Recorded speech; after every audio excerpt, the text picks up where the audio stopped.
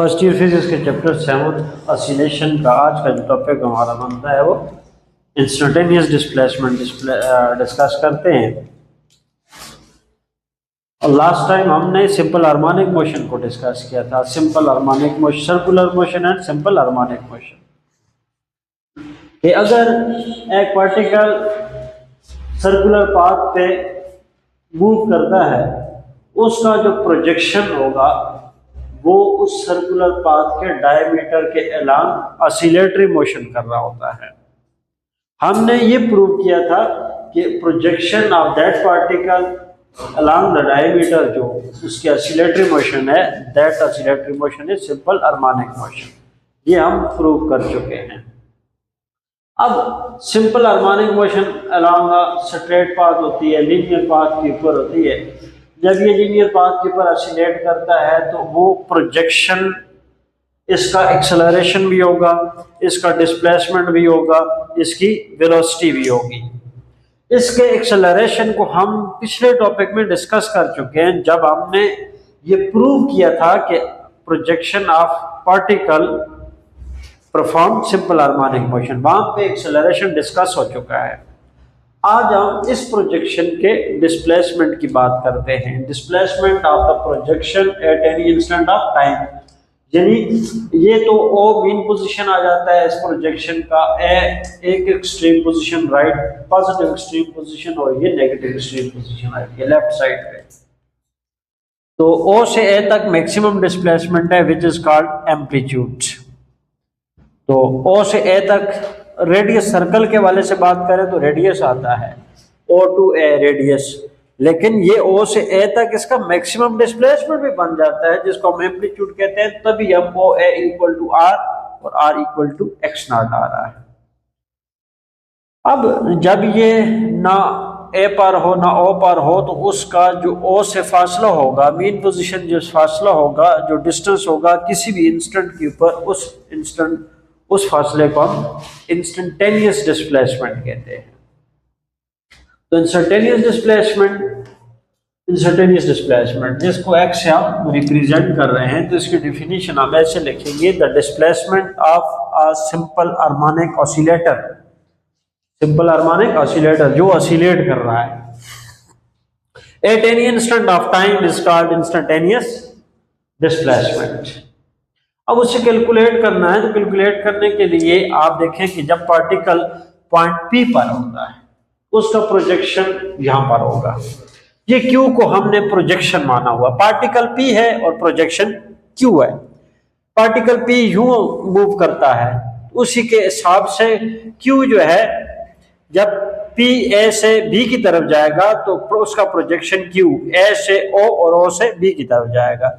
जब particle P जो है वो B से A की जानब इस तरह जाएगा तो प्रोजेक्शन वापस B टू O और टू A वापस आएगा। इस तरह ही ऑसिलेट करता है। तो जब पार्टिकल यहां पर होता है उसका प्रोजेक्शन यहां पर है। इस वक्त एंगल बन रहा होता है हॉरिजॉन्टल पोजीशन के साथ थीटा। O से P तक जो लेंथ है वो R है और O से Q तक दैट इज इंस्टेंटेनियस डिस्प्लेसमेंट। अब हम x कैलकुलेट करना चाहते हैं। इस राइट एंगल ट्रायंगल के ऊपर आप cos थीटा लगाते हैं, ठीक है जी। cos theta is equal to base by hypotenuse. तो बेस हमारा थीटा के सामने परपेंडिकुलर होता है और थीटा के एडजेसेंट साइड बेस होता है। यहाँ 90 का है, 90 के सामने हाइपोटेन्यूज होता है, बेस ओवर हाइपोटेन्यूज, यानी x ओवर r हो जाएगा, x ओवर r। तो क्रॉस मल्टीप्लाई करने पे x is equal to r cos theta. What is r is equal to x naught, क्योंकि r O से A तक r आता है और ये O से A तक क्या है, एम्पलीट्यूड है, इसलिए r को x नॉट हम लेंगे, जो कि क्या है, x not is what, amplitude. तो ये बेसिक इक्वेशन बन जाती है किसकी, इंस्टेंटेनियस डिस्प्लेसमेंट की। x इंस्टेंटेनियस डिस्प्लेसमेंट है, x नॉट मैक्सिमम डिस्प्लेसमेंट है जिसको एम्पलीट्यूड कहते हैं, और थीटा एंगल आता है और इस एंगल को हम एक खास नाम देते हैं फेज एंगल, या जस्ट इसको क्या कहते हैं, फेज कहते हैं। ठीक है, इसके ऊपर बाद में आते हैं। इस इक्वेशन को हम इक्वेशन 1 को इक्वेशन 1 आल्सो ऐसे लिखा जा सकता है। थीटा देखो ओमेगा है ना, ओमेगा किसके बराबर होता है, थीटा बाय डी के बराबर होता है। क्रॉस मल्टीप्लाई करें तो आपके पास आएगा theta is equal to omega t. तो थीटा की जगह पर ओमेगा टी। ओमेगा क्या है, एंगुलर वेलोसिटी है। एंगुलर वेलोसिटी यहाँ पर दो चीजें हैं, एक पार्टिकल है और एक प्रोजेक्शन है। एंगुलर प्रोजेक्शन तो ऑसिलेटरी मोशन कर रहा है, हाँ, तो प्रोजेक्शन की एंगुलर वेलोसिटी नहीं होगी, प्रोजेक्शन की लीनियर वेलोसिटी होगी, v से डिनोट होगी, जबकि पार्टिकल की जो वेलोसिटी है वो एंगुलर मोशन होगी। ठीक है, पार्टिकल एंगुलर मोशन कर रहा है तो इसकी वेलोसिटी कौन सी होगी, ओमेगा एंगुलर वेलोसिटी होगी। ये टाइम कोई इंस्टेंटेनियस टाइम है। अब ओमेगा की ये वैल्यू भी हमारे पास है, omega is equal to 2 pi by T के बराबर होता है। ओमेगा की जगह पे 2 पाई बाय टी। ये कैपिटल टी क्या है, time period, time to complete one cycle. ये दोनों चीजें अपना वन साइकिल कंप्लीट कर रहे हैं। पार्टिकल जो है, पार्टिकल पी ऐसे चल के वापस एट पे पहुंचता है तो इसका वन साइकिल कंप्लीट होता है।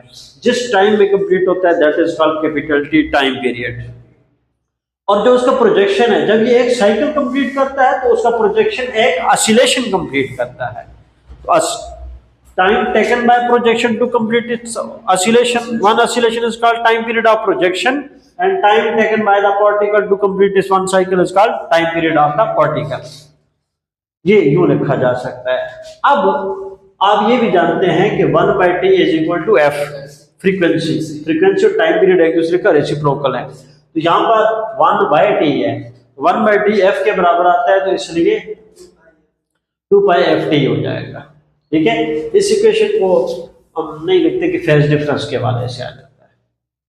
ठीक है, अब बात आ जाती है, ये तो डिफरेंट इक्वेशंस हमने देखी, ये बेसिक इक्वेशन आती है फंडामेंटल, इसी से ये इक्वेशन बनती है, इसी से ये बनती है, इसी से ये बनती है। ठीक है, ये सारी इक्वेशंस किसके लिए, इंस्टेंटेनियस डिस्प्लेसमेंट एक्स के लिए है। अब अगली बात हमने की थी थीटा, कि थीटा क्या है, फेज एंगल या फेज आता है। What is phase, phase angle क्या होता है या फेज क्या होता है, phase is a quantity that gives instantaneous position and direction of simple harmonic oscillator. Simple harmonic oscillator की किसी भी इंस्टेंट के ऊपर हमें पोजीशन बताता है और उसकी डायरेक्शन ऑफ ऑसिलेशन बताता है कि अभी यानी इस वक्त आया ऑसिलेटर कहां पर है, कहां से मुराद आया एक्सट्रीम पर है या मीन पर है, या एक्सट्रीम से मीन की तरफ जा रहा है या मीन से एक्सट्रीम की तरफ जा रहा है। ये सारी इंफॉर्मेशन कौन देता है, हमें फेज देता है।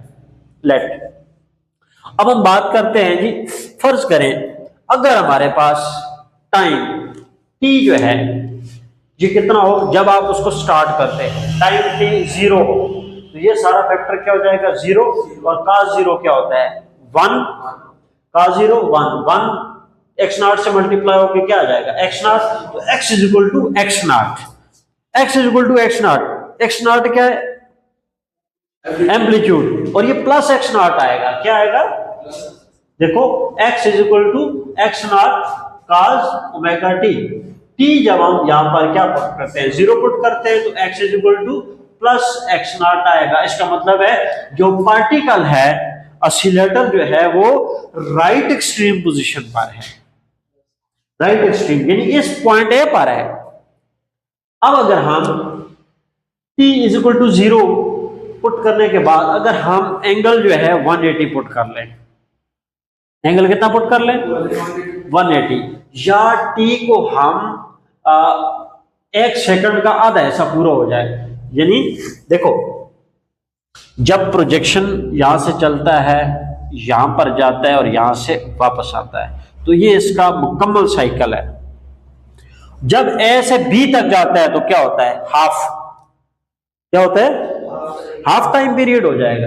अगर हम यहां पर इस लास्ट इक्वेशन में t की वैल्यू पुट करें, t is equal to capital T by 2 put करें यानी हाफ टाइम पीरियड, तो यहां से यहां तक 1 टाइम पीरियड हो जाता है, तो यहां से यहां तक क्या हो जाएगा t बाय 2 होगा, हाफ टाइम पीरियड होगा।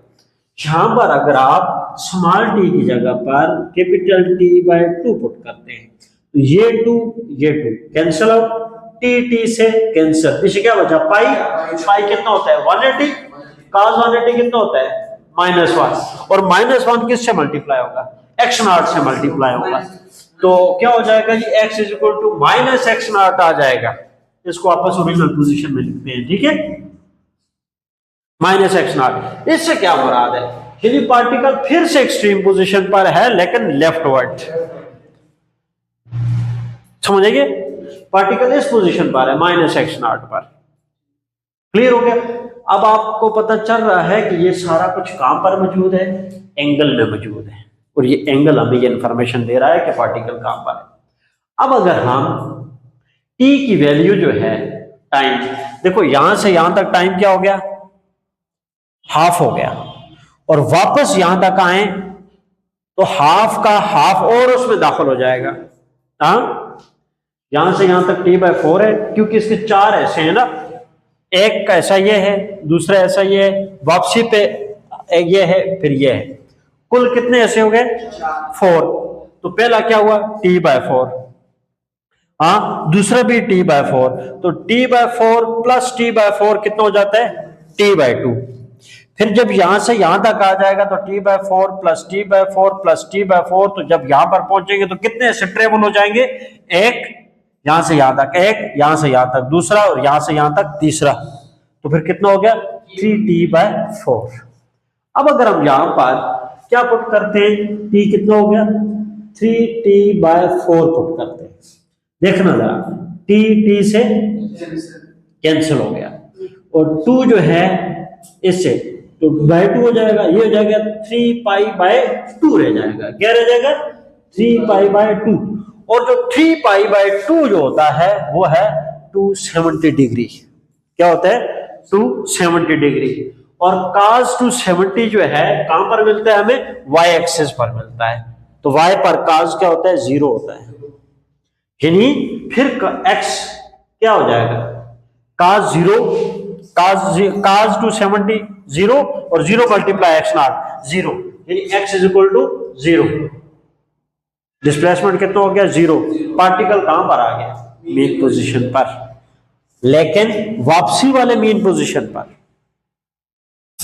फिर एक ऐसा ट्रेवल हुआ, दूसरा ऐसा ट्रेवल हुआ, फिर तीसरा ऐसा ट्रेवल हुआ, फिर चौथा ऐसा ट्रेवल हुआ, तो कितना हो गया t कितना हो गया, हाँ t/4 t/4 t/4, तो t is equal to 4t/4 is equal to, यानी t is equal to t हो गया।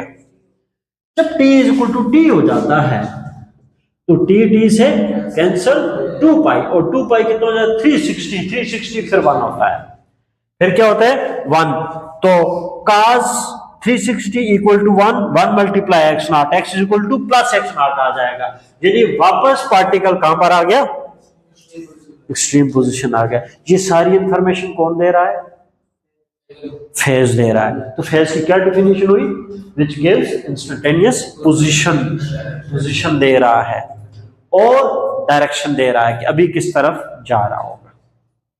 अगर एक्सट्रीम पर है तो मतलब क्या हुआ, मीन की तरफ जा रहा है, अगर मीन पर है तो एक्सट्रीम की तरफ जा रहा है। जब आपको पोजीशन का पता चलता है तो डायरेक्शन का पता भी चल जाता है। देखो जब एंगल 90 का हुआ तो इसका मतलब है मीन पर है, लेकिन कौन सी वाली मीन, एक्सट्रीम से मीन की तरफ, किस तरफ, राइटवर्ड लेफ्टवर्ड, फिर मीन से एक्सट्रीम की तरफ जा रहा होगा। जब आपके पास 270 है तो ये कहां से आया, ये ऑन द वे बैक, वापसी पर मेन पोजीशन पे पहुंचा। जब 360 डिग्री होगा तो फिर क्या होगा, मेन एक्सट्रीम पर पहुंचा लेकिन ऑन द वे बैक। समझ आइए बात, 90 का होगा तो क्या होगा, on the way go forward, ये फॉरवर्ड है और ये बैक है। ये हमें क्या दे रहा है, इंस्टेंटेनियस पोजीशन दे रहा है। तो ये सारी बातें हमें इससे मिल रही हैं और इस डायग्राम से मिल रही है। अब अगर हम इसको यूं ले लें कि जब आपके पास क्या होता है, cos 1 होता है तो उसका मैक्सिमम